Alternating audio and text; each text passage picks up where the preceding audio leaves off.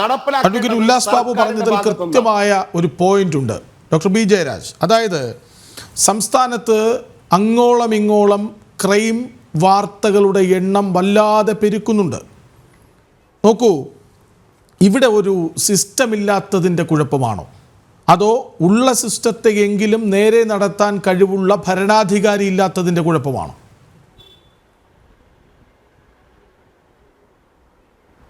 ഇതിനകത്ത് നമ്മൾ മനസ്സിലാക്കേണ്ടുന്ന ഒരു കാര്യം, ഇവിടെ സിസ്റ്റം ഇല്ലാത്തതിന്റെ പ്രശ്നമൊന്നുമല്ല. സിസ്റ്റം ഒക്കെ വളരെ സുവ്യക്തമാണ്. ഒരുപാട് പ്രമാദമായ കേസുകൾ വിത്തിൻ അവേഴ്സ്, വിത്തിൻ ഡേയ്സ്, 24 മണിക്കൂർ പോലും എടുക്കുന്നതിന് മുമ്പിൽ പല പല പ്രമാദമായ കേസുകളും പിടിച്ചിട്ടുള്ള ലോകത്തിലെ world. Doctor B Jayaraj, Kerala police മിടുക്കന്മാരാണെന്ന് പലവട്ടം തെളിയിക്കപ്പെട്ടിട്ടുള്ളതാണ്. ആ കേസുകളൊക്കെയും അങ്ങ് എടുത്തു നോക്കൂ. അതിന് പിന്നിൽ രാഷ്ട്രീയമായ ഇടപെടൽ ഉണ്ടാകാൻ ഒരു സാധ്യതയും ഉണ്ടാകില്ല.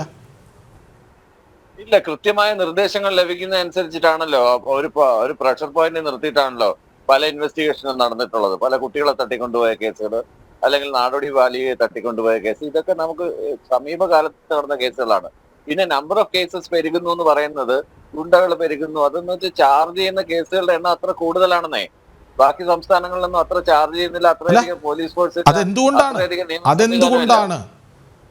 വിദ്യാഭ്യാസത്തിൽ, ആരോഗ്യത്തിൽ, സാമൂഹിക വിഷയങ്ങളിലൊക്കെ ഒന്നാമതെന്ന് സ്വയം അഹങ്കരിക്കുന്ന നമ്മുടെ സംസ്ഥാനത്ത് എന്തുകൊണ്ട് ക്രൈം കൂടുന്നു? ക്രൈം കൂടുന്നതെന്ന് വെച്ച് കഴിഞ്ഞാൽ നമ്മളുടെ ഇവിടെ റിപ്പോർട്ട് ചെയ്യുന്നുണ്ട്. ഏത് ക്രൈം നടന്നാലും, ഈവൻ പോക്സോ കേസ് ആണെങ്കിലും എന്ത് കേസ്, മുമ്പൊന്നും ഇതൊന്നും റിപ്പോർട്ട് ചെയ്യപ്പെടാതെ അങ്ങ് പോവുകയായിരുന്നു. ഇപ്പൊ അങ്ങനെയല്ല, എല്ലാ കേസുകളും റിപ്പോർട്ട് ചെയ്യുന്നുണ്ട്, കൃത്യമായിട്ട് രേഖപ്പെടുത്തുന്നുണ്ട്. ഒന്നും ഈ പോലീസ് സ്റ്റേഷനിൽ വന്നിട്ട് രമ്യതപ്പെട്ടി റിപ്പോർട്ട് ചെയ്യപ്പെടാതെ പോകുന്നില്ല.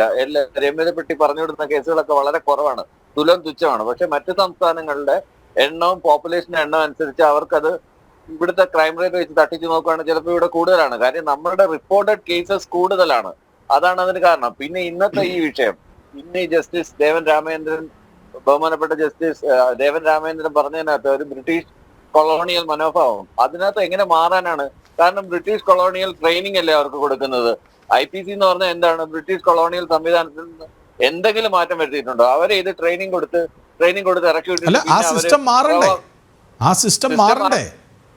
മാറാൻ പോവുകയാണ്. സിസ്റ്റം മാറുകയാണ്. കാര്യം ജൂലൈ മാസം 1-ാം തീയതി തൊട്ട് ഭാരതീയ ന്യായ സംഹിത വരികയാണ്, ഭാരതീയ നാഗരിക സുരക്ഷാ സംഹിത വരികയാണ്. IPCയിൽ അടിമുടി, അതായത് ഈ ഗവൺമെന്റിന്റെ, BJP ഗവൺമെന്റിന്റെ ഏറ്റവും നല്ല നയങ്ങളിലൊന്ന്, വർഷാവർഷങ്ങളായിട്ട് എല്ലാവരും ആവശ്യപ്പെട്ടുകൊണ്ടിരുന്ന ഒരു കാര്യമാണ്. അത് തുറന്ന് സമ്മതിക്കാതെ വയ്യ, അതിനകത്ത് ഉണ്ടാകുന്ന നേട്ടങ്ങളെ കുറിച്ച് പറയാതിരിക്കാൻ വയ്യ. IPCയിൽ ഒരു പൊളിച്ചെഴുത്ത് തന്നെ അത്യാവശ്യമാണ്. അതാണ് ഇവിടെ നടക്കാൻ പോകുന്നത്. അത് നടന്നു കഴിയുമ്പോഴത്തേക്കും ഇത്തരത്തിലുള്ള വിഷയങ്ങളൊന്നും വരുത്തില്ലെന്നേ. അതാണ് നമ്മൾ ആ പോയിന്റിലേക്കാണ് പോകേണ്ടുന്നത്. അതാണ് സുപ്രധാനമായിട്ട് നീഡ് ഓഫ് ദ അവർ ആണ്.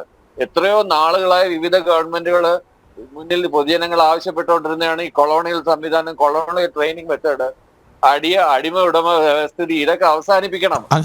പറയുമ്പോൾ ഇടതു നിരീക്ഷകൻ എന്ന പേരൊക്കെ മാറ്റി രാഷ്ട്രീയ നിരീക്ഷകനെന്നോ സാമൂഹിക നിരീക്ഷകനെന്നോ ഒക്കെ ആക്കാൻ തോന്നുന്നുണ്ട്. അല്ല, ഞാൻ ലെഫ്റ്റ് തന്നെയാണ്, അതിനകത്ത് യാതൊരു സംശയമില്ല. പക്ഷെ നല്ലത് കണ്ടാൽ നല്ലതെന്ന് പറയണ്ടേ, അതുകൊണ്ടാണ് ഞാൻ നല്ലത് മാത്രം പറഞ്ഞത്. കൃത്യമായിട്ട് ഒരുപാട് സാധനം ഈ ഇങ്ങനെയൊക്കെ പ്രവർത്തിക്കുന്ന ആളുകൾക്ക് കമ്മ്യൂണിറ്റി സർവീസ് നൽകാനാണ് പറഞ്ഞിരിക്കുന്നത്.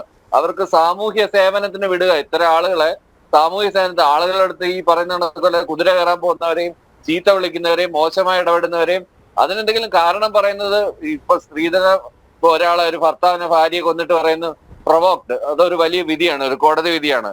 പ്രൊവോക്ഡ് എന്ന് പറഞ്ഞിട്ടൊരു വേർഡാണ് അതിനകത്ത് യൂസ് ചെയ്തത്. ആ പ്രൊവോക്കേഷൻ ഒന്നും പോലീസുകാർക്ക് അക്സെപ്റ്റബിൾ ഒന്നും അല്ല. പ്രൊവോക്കേഷനിൽ തന്നെ വർക്ക് ചെയ്യുന്നവരാണ്. അതുകൊണ്ടാണ് സൈനികരുടെ ഉദാഹരണം എടുത്ത് കാണിച്ചു പറഞ്ഞത്.